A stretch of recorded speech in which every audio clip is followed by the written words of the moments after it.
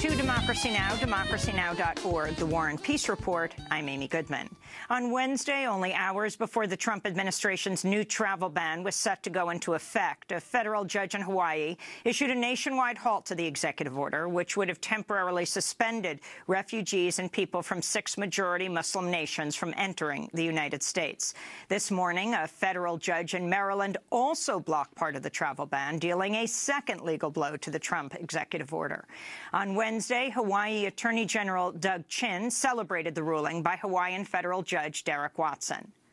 That's a big reason why Hawaii brought this case, is because it's really something that that hits us to the core. If you have an order that's coming out there that's taking us back half a century to a time when there was discrimination by nations of origin or by religion, that's something that we have to speak up against. This is now the second time President Trump's executive orders banning refugees and travelers from majority Muslim countries have been blocked by the courts. On Wednesday, President Trump criticized the ruling in Hawaii. This ruling makes us look weak, which, by the way, we no longer are, believe me. Just look at our borders.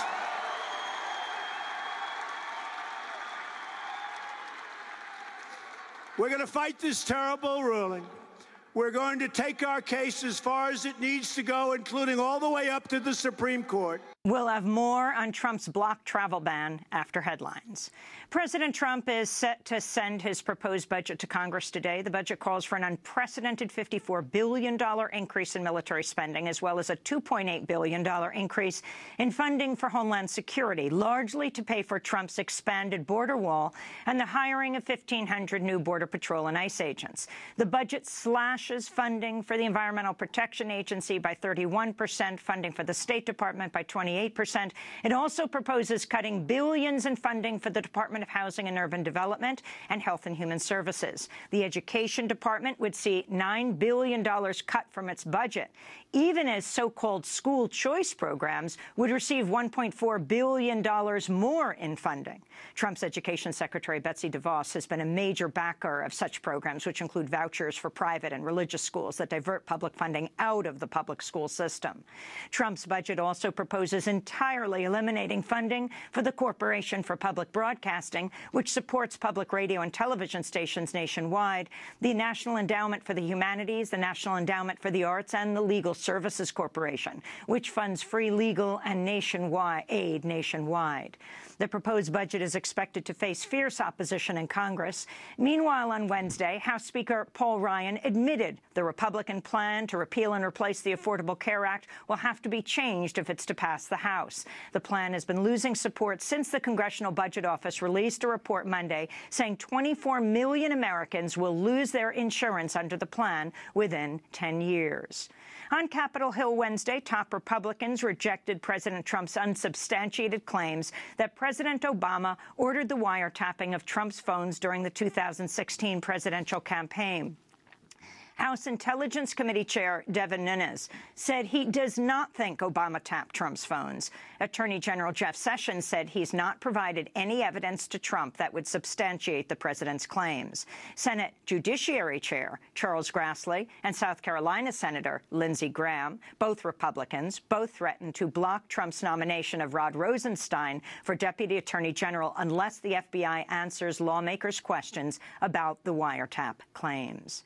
President Trump spent part of Wednesday in Nashville, Tennessee, where he honored former President Andrew Jackson, laying a wreath at Jackson's tomb site and comparing himself to the former president during a visit to Jackson's plantation, the Hermitage. President Jackson was a slaveholder who also signed the order to forcibly remove 16,000 Native Americans from their lands in what became known as the Trail of Tears. Trump's words and visit drew condemnation from many, including members of the Cherokee Nation, who called Jackson a, quote, destructive man to not just Cherokee people, but Native people in general, unquote. The Senate has voted to approve the confirmation of former Indiana Senator Dan Coats as Director of National Intelligence.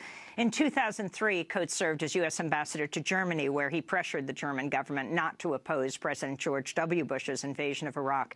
He's also a vocal enemy of Planned Parenthood, saying in 2015 the barbaric practices of Planned Parenthood should not receive a dime of taxpayer money.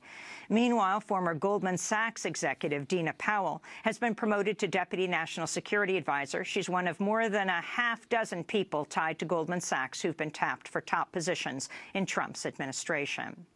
Reporters are expressing outrage over the State Department's decision to allow only one reporter to travel with Secretary of State Rex Tillerson on his trip to Asia.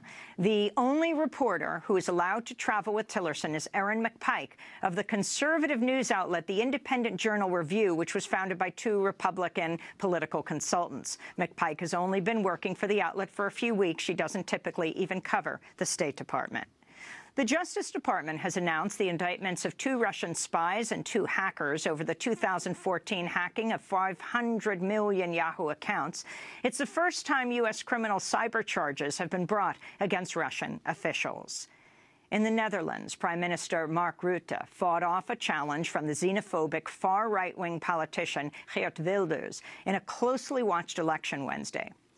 Dutch voters turned out in record numbers, showing Rutte's party far more support than expected by pundits. With 95% of the votes counted, Rutte's center-right People's Party for Freedom and Democracy has won 33 parliament seats. Wilders' anti-immigrant, anti-European Union Party for Freedom, whose slogan was "Make the Netherlands ours again," won only 20 parliament seats. This is Prime Minister Mark Rutte. This is also a night when the Netherlands, after Brexit, after the American elections, has said stop to the wrong kind of populism. The Dutch Left Party, Green Left, also won big in Wednesday's elections, increasing its seats in Parliament from 4 to 14. The party's headed by 30-year-old Jesse Klaver, whose father is Moroccan and mother of Indonesian descent. After the election, Klaver said, quote, "To all my left-wing friends in Europe, don't try to fake the populace. Be pro-refugee. Be pro-European. We're gaining momentum in the polls, and I think that's the message we have to send to Europe. You can stop populism," he said. In more news on European elections, France's right-wing presidential candidate François Fillon has been charged with multiple counts of embezzlement over allegations he gave his wife and 2 of his children fake jobs as parliamentary aides. He's currently polling 3rd in the race behind the far right-wing candidate Marine Le Pen and former economy minister Emmanuel Macron. Meanwhile, France's left candidate Jean-Luc Mélenchon, who has been compared to Bernie Sanders, says he's received the 500 endorsements from elected officials required to run in the first round of France's presidential elections on April 23rd. A United Nations agency has published a report accusing Israel of imposing an apartheid regime of racial discrimination on the Palestinian people. The report was commissioned and published by the UN Economic and Social Commission for Western Asia, which is comprised of 18 Arab states. This is the head of the UN agency, Rima Khalaf.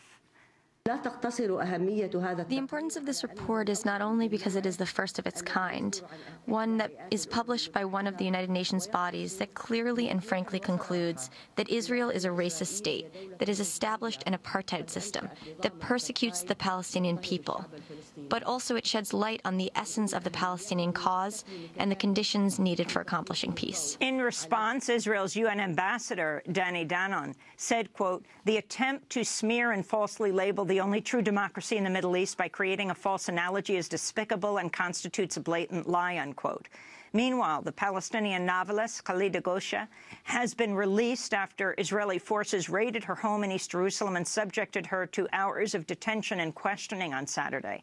The acclaimed novelist says the questioning centered on her upcoming novel, The Jackal's Trap, which deals with Palestinian informants working for the Israeli government in the Israeli-occupied territories. She's been released on bail and is awaiting unspecified future charges. We'll have more on Israel and Palestine later in the broadcast. Cambodia's prime minister says he'll resist a demand by the U.S. government that Cambodia repay a 50-year-old loan to a government that came to power through a U.S.-backed coup. Prime Minister Hun Sen said this month the U.S. is pressuring the International Monetary Fund to withhold loans to Cambodia unless it repays approximately $500 million in U.S. loans paid to the Lon Nol dictatorship, which used the money to buy weapons it used to kill its own citizens. The loans came as the U.S. government dropped 500,000 tons of explosives on Cambodia as part of President Richard Nixon's escalation of the Vietnam War. In Syria, more than 30 people were killed in 2 suicide bomb attacks in the capital Damascus Wednesday. More than 100 people were also injured in the attacks on the Palace of Justice and a local restaurant. No group claimed responsibility for the bombings. This comes as the Washington Post, citing unnamed U.S. officials, is reporting the Pentagon is considering deploying up to 1,000 more U.S. troops to northern Syria in the coming weeks. In breaking news from France, at least one person has been injured in an explosion after opening an envelope at the headquarters of the International Monetary Fund in Paris this morning. Back in the United States, the Texas Senate passed an anti-LGBT bathroom bill on Tuesday, which would prohibit transgender people from using public bathrooms that match their gender identity. The legislation, SB 6, is similar to North Carolina's HB 2 bathroom bill, which has caused widespread protests and boycotts of the state. The Texas bill now heads to the state House of Representatives. And the San Francisco Board of Supervisors has unanimously voted for legislation aimed at divesting up to $1.2 billion from banks financing the contested $3.8 billion Dakota Access Pipeline. Other U.S. cities, including Seattle, Alameda, Santa Monica, and Davis, California, and Native American nations, including the Muckleshoot Tribe in Seattle and the Nez Perce Tribe in Idaho, and the Mi'kmaq Band of Ojibwe in Minnesota have approved similar divestment legislation.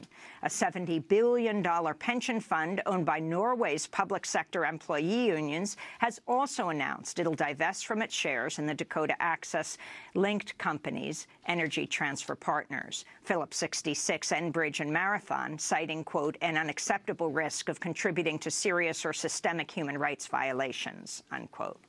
And those are some of the headlines. This is Democracy Now!, democracynow.org, The War and Peace Report. I'm Amy Goodman. And I'm Nermeen Sheikh. Welcome to our listeners and viewers around the country and around the world.